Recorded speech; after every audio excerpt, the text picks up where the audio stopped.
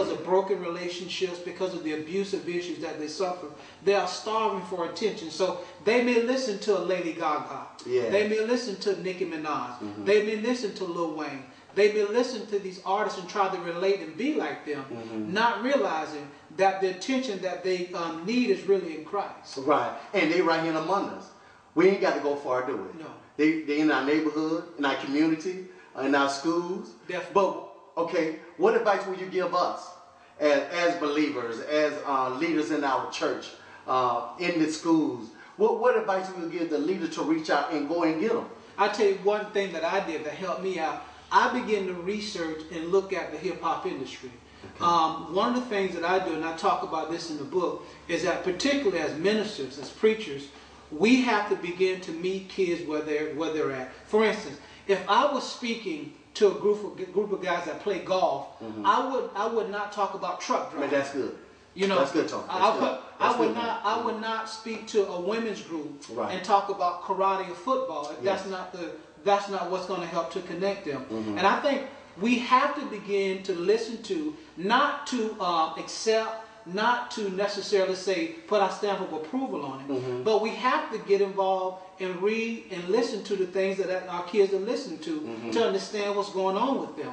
And not to say, well, look, son, I'm trying to be like you per se, but to listen to it so that we can have a greater connection, so that we can begin to explain some of the lyrical content that they're listening to, so that we can begin to hit them and meet them on their level. So when we do share a message of hope, encouragement, and love, we can relate and talk to our young ladies about Nicki Minaj and what she's saying in her lyrics.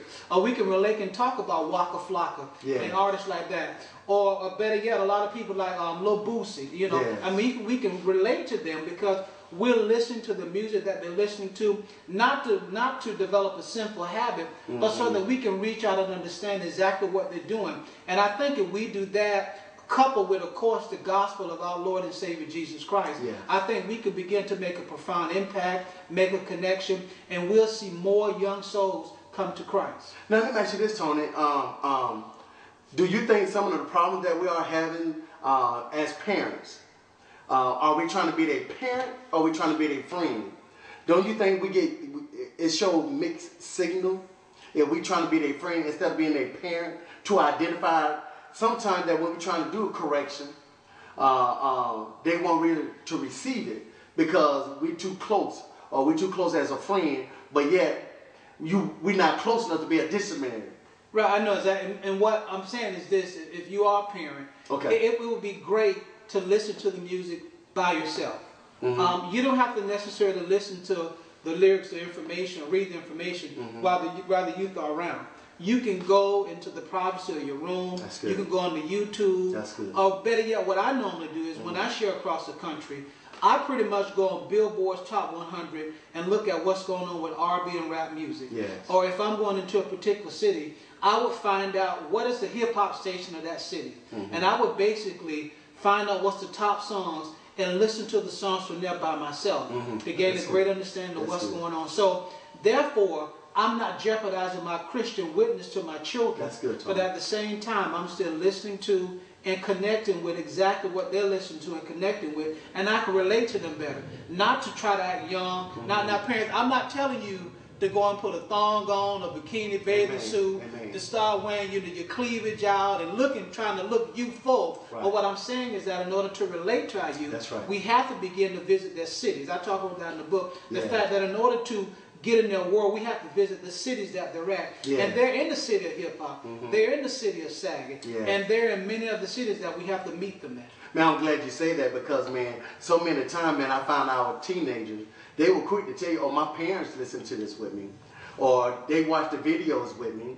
Or they on Facebook with me, chatting and talking the same language, but no correction. Right, and I'm glad you bring that up because as a parent, we have to have a witness, particularly if you're a Christian parent. But even as a parent, even if you're not saved as a parent, there has to be a certain standard that you set prior to all of this stuff going on. If you are always trying to be your child's friend, there's a good chance that will show out, and your authority in the home will be jeopardized because of the lack of integrity and the lack of respect in terms of how you carry yourself as a parent. But if you're on the other hand if you're trying to educate educate yourself, not trying to emulate, but trying to educate yourself as a parent about what your kids are listening to, then I think that your kids will be more receptive when you do say, you know what, son, I was listening to a song by Lil Boosie, and he was talking about this particular situation.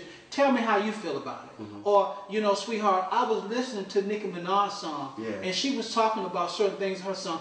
Tell me how you feel about that. But as a parent, that has to be established first and foremost.